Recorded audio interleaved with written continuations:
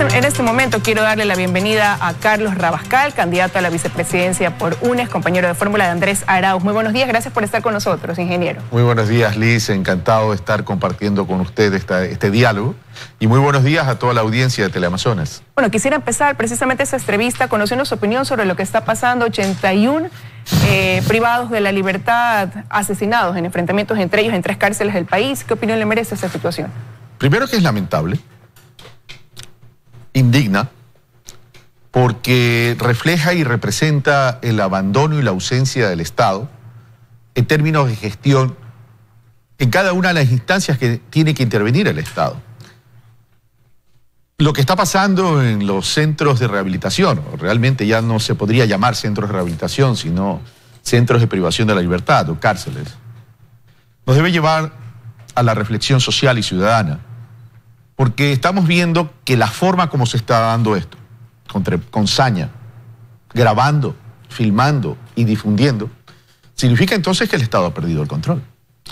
El día de ayer se han difundido algunos videos que, si uno los comienza a revisar en términos de características del video, son videos grabados en alta definición, con un audio impecable y con nitidez.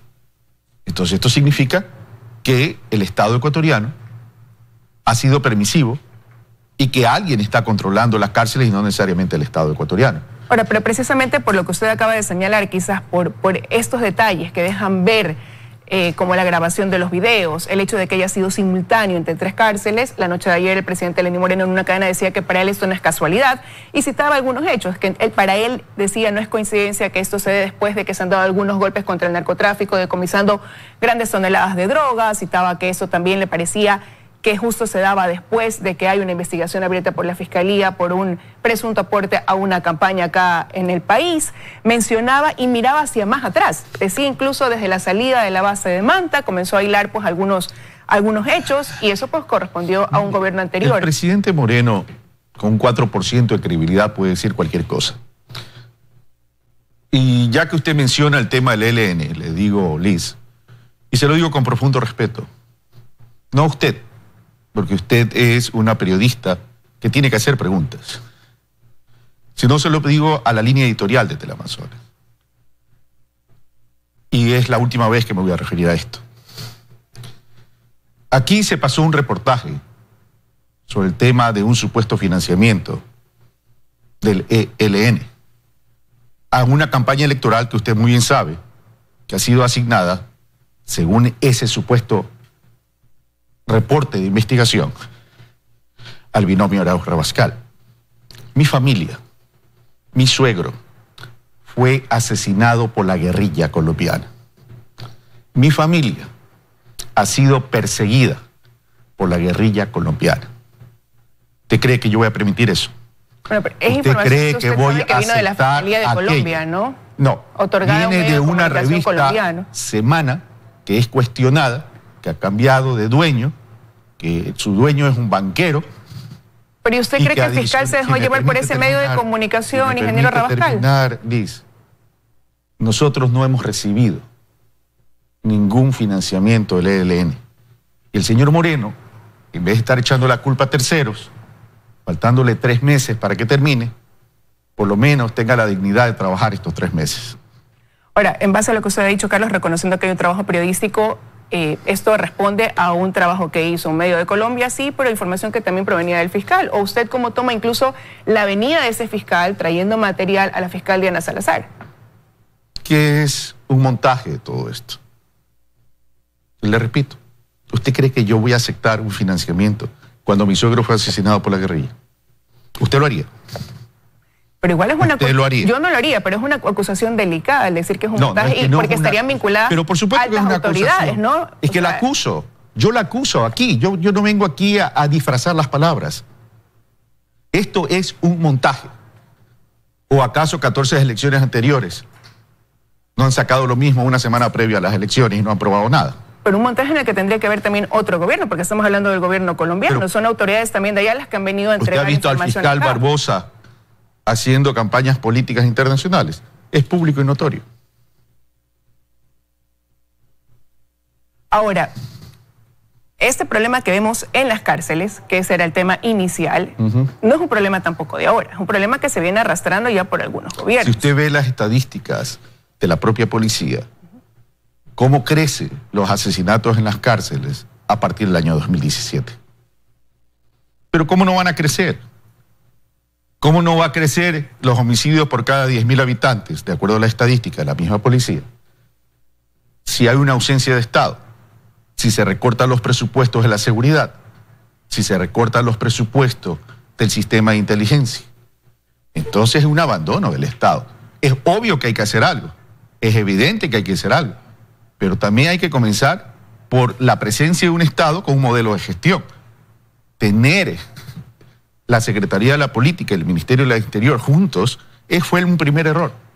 Eso hay que revertir, pero también hay que revertir los presupuestos que se requieren a efecto de que poder realizar un buen trabajo de seguridad ciudadana. Bueno, pero eso va de la mano también con un incremento de una actividad que ahora vive el país. Dejamos de ser país de paso para ser país, incluso se lo ha dicho la parte de la policía, las autoridades, productor incluso de droga, un problema latente que tenemos, que es el narcotráfico. ¿Cuánto puede haber incidido en eso? Sí, como se lo ha venido mencionando, no solamente la noche de ayer, sino ya incluso por autoridades, la salida, por ejemplo, de la base de Manta. Algo que califican desde ahí, pero se permitió y se comenzaron a dar el hallazgo de avionetas que venían cargadas de droga. ¿Cuánto puede haber incidido eso, por ejemplo? A ver, si fuera por eso, entonces, Colombia estuviera exenta de droga, pues. No estuviera produciendo droga. ¿Cuántas bases militares hay en Manta?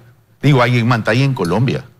O sea, por favor, no salgamos, o salgamos mejor de lugares comunes, de repetir lo que se dice, cuando lo que tenemos que establecer es una verdadera investigación acerca del impacto y la incidencia que pudieron haber tenido estas estrategias de presencia de bases internacionales en países como aquí nomás, como en Colombia. Pero ¿y cuál es la estrategia que ustedes propondrían dentro de su plan de gobierno ahora con un problema que se pone en la palestra y que requiere de una solución? Obvio. Pero el tema de la droga no es un problema del Ecuador tan solo. El problema de la droga es un problema mundial. El problema del narcotráfico es un problema mundial. Entonces esto tiene que ser tratado con una estrategia que integre y que incorpore al concierto de las naciones. Porque el problema de la droga no solo es la producción, pues. El problema de la droga es la demanda. Y el problema de la droga, además, entre la oferta y la demanda, está el tema del lavado de activos, el lavado de dinero. Entonces ahí es donde tenemos que atacar. Pero hay una doble moral en el mundo entero porque se permite el lavado de este dinero. Entonces lo que tenemos que hacer es trabajar en dos frentes. Uno, sincerar la política mundial e internacional en relación a la lucha contra el narcotráfico. Y dos, que cada país adicionalmente establezca estrategias de inteligencia para poder combatir el narcotráfico, que acá no solamente es producción, paso, sino que también tenemos un problema elevado de microtráfico. Y en ese sentido, primero tenemos que crear instituciones especializadas o instancias especializadas en la lucha contra el narcotráfico y el microtráfico, y adicionalmente establecer leyes para poder monitorear que esos dineros no se estén lavando en la economía, no se estén formalizando en la economía. Ahora, pero dentro de ese problema de microtráfico ha estado en constante debate el mantener o no esa tabla de consumo. ¿Cuál es la posición de ustedes respecto a ese tema ahora? A ver, no confundamos tabla de consumo con tabla de porte. Primero. En segundo lugar, ¿cómo tratamos a los adictos? ¿Como enfermos, como pacientes o como delincuentes? ¿Cómo prefieres tratarlos? ¿Cuál es el trato que ustedes creen que deben tener? Esto es un diálogo. Por eso me gusta a mí emprender un ejercicio de reflexión social y ciudadana. Un adicto no es un delincuente. Nos lo llevamos preso o lo tratamos como paciente. Eso es un tema de salud pública. Y el tabla de porte está orientada a reconocer ese problema de salud pública. Alguien alguna vez me dijo que se elimine la tabla de porte. Era una madre cuyo hijo había caído en adicción. Le digo, perfecto, la eliminamos. Pero el momento que la eliminamos, tu hijo se convierte en delincuente. ¿Quieres que la justicia se lo lleve preso o quieres que la salud pública lo trate? Pero ahí radica el problema, que tampoco hubo un tratamiento por parte de la salud pública. Eso es otra cosa. ¿Plantean hacerlo ustedes ahora? Claro, porque por supuesto. desde que hubo esta tabla del porte, no fue de la mano con el tratamiento, no es que se incrementaron más centros. Pero es que ahí viene la continuidad de algo. Por eso yo hablo de construir sobre lo construido. Ahí viene la continuidad de la política pública. Reconociendo, aquí no se trata ni de justificar ni de nada. Por supuesto que hay problema. Se estableció la tabla, perfecto. ¿Qué faltó? Faltó la política de salud pública que tenía que potencializar la atención a las personas que tienen este problema de adicción. Entonces, ahora hay que establecer ¿qué? Centros de verdadera rehabilitación de los ciudadanos que sufren adicciones, y no solamente para el adicto, Liz, sino para las personas que están alrededor, en el entorno del adicto, porque eso genera codependencia, que es otro problema de salud pública. Y hacia allá entonces tenemos que orientar la política de salud pública. Que no se lo haya hecho antes, es problema del antes. Yo vengo a hablar del presente y de lo que hay que hacer hoy y mañana. Ahora, pero para hablar de ese presente hay que reconocer quizás los errores del pasado, y eso me trae a colación preguntarle. Justamente estuvo aquí su dupla rumbo a Carondelet, el candidato Andrés Arauz, y él decía que reconocía que hubo excesos en el gobierno de el entonces presidente Rafael Correa. ¿Usted coincide con esa opinión, que hubo excesos, y cuáles serían esos excesos en caso de coincidir? No puedo ni coincidir ni no coincidir, porque yo no formé parte de ese gobierno.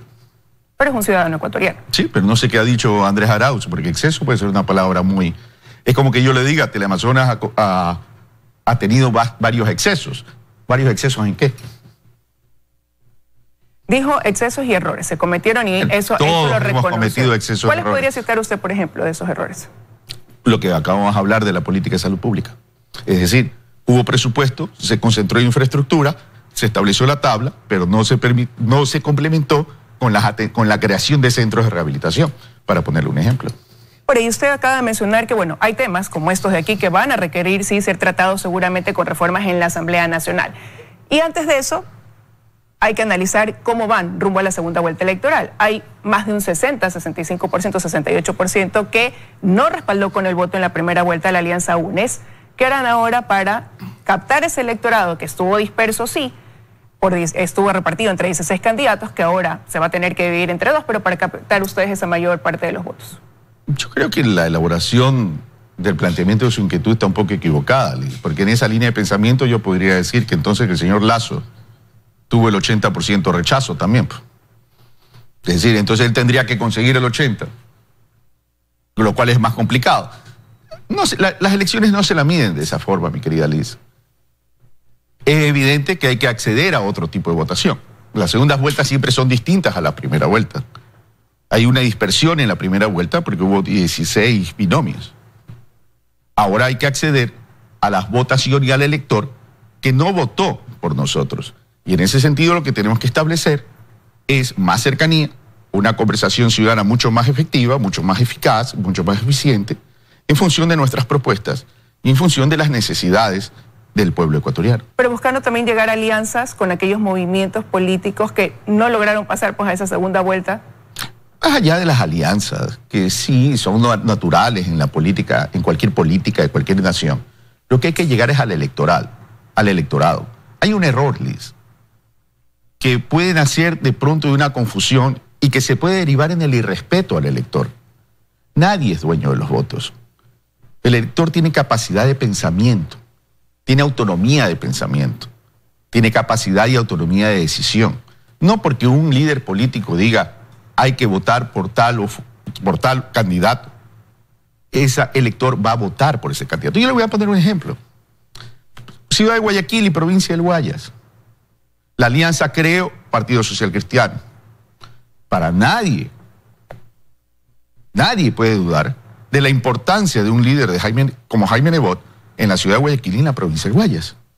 Sin embargo, nuestro binomio, ganó 2-1 en la ciudad de Guayaquil y en la provincia del Guayas.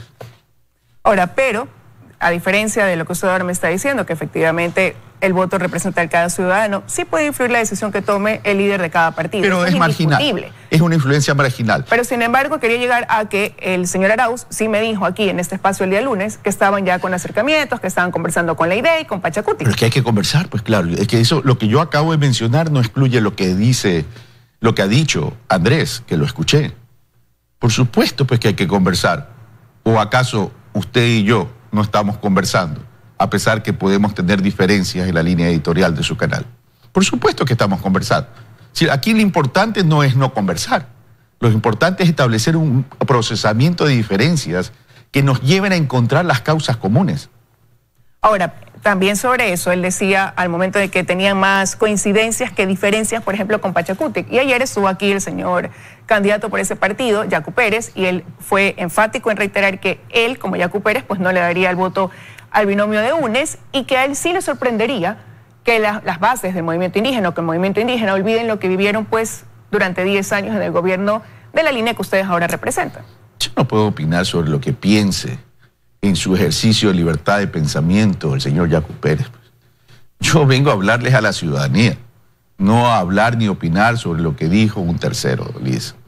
Pero usted sabe que ellos van a hacer una asamblea y que toman una decisión. Sí, el 10 de marzo la CONAIE va a hacer una asamblea. Y ahora son una fuerza política importante, ¿no? Se han constituido una fuerza política mayoritaria. Pero el pueblo y nacionalidades indígenas va mucho más allá de lo que pueda opinar Yacu Pérez, pues. ¿Ustedes confían en contar con el respaldo de ellos? Yo confío que podamos establecer líneas comunicacionales a partir de encontrar causas comunes con toda la sociedad ecuatoriana, mi querida Liz. Pero ¿y con quiénes confían poder quizás alcanzar esas líneas comunes dentro de una asamblea nacional? Con Porque hoy por hoy ninguna bancada tiene mayoría. Aquellos que coincidan con esas causas comunes. Mantenimiento y fortalecimiento de la dolarización. Vida, salud, producción y empleo. 6 de cada 10 ecuatorianos viven entre la vulnerabilidad y la informalidad. Esas son las políticas que hay que diseñar y que hay que proponer al pueblo ecuatoriano para sacar a esos 6 de cada 10 de la vulnerabilidad y de la informalidad, pero teniendo en cuenta que hay que adoptar medidas que son urgentes y emergentes, casualmente, para que la vida y la salud pueda hacer que se recupere la paz y la tranquilidad de las familias ecuatorianas. Ahora, y se nos está acabando el tiempo, pero quiero tratar un punto que usted acaba de mencionar, fortalecer la dolarización. Para fortalecer la dolarización, el actual gobierno ha remitido una ley con reformas al Código Monetario, lo ha dicho así el ministro de Finanzas, y dentro de esos puntos buscan blindar el Banco Central, han dicho ellos, para que no sea un ente financiero para cualquier gobierno de turno de aquí en adelante. Y ustedes tienen 2 propuestas que estarían fundamentándose en su financiamiento con los fondos del Banco Central, como son la entrega de los $1.000 a las 1.000 familias, a 1 millón de familias ecuatorianas, y ayer decía el candidato Arauz pagar la deuda que tiene el gobierno a los municipios con ese dinero.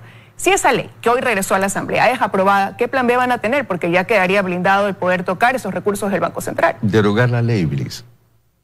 Así como hay que derogar la ley mal llamada humanitaria. Esta ley dice que va a fortalecer el Banco Central. Liz, el Ecuador no puede seguir funcionando como un balance de suma y resta al balance de la economía. A la economía hay que ponerle el rostro de los ciudadanos. ¿Saben por qué no se compran las vacunas en este gobierno? Porque casualmente siguen enfocados en un supuesto equilibrio aritmético del Banco Central. ¿Qué es más importante?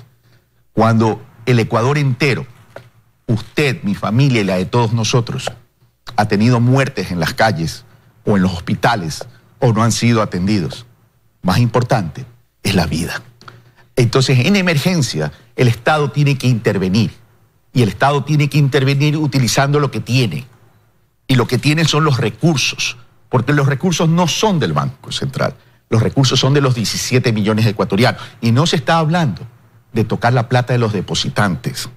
Se está hablando de utilizar los recursos que van a ser recuperables, pero para poder atender la emergencia. Pero no escucho, ingeniero Rabascal, un plan B realmente que pueda que pueda ser viable, porque usted me dice derogar la ley, pero para eso requiere de una mayoría de votos en la Asamblea, lo que puede darse como no puede darse. Y ya hay un ofrecimiento de campaña. Le digo una cosa, Liz. Parecería que usted está olvidando algo que es importante.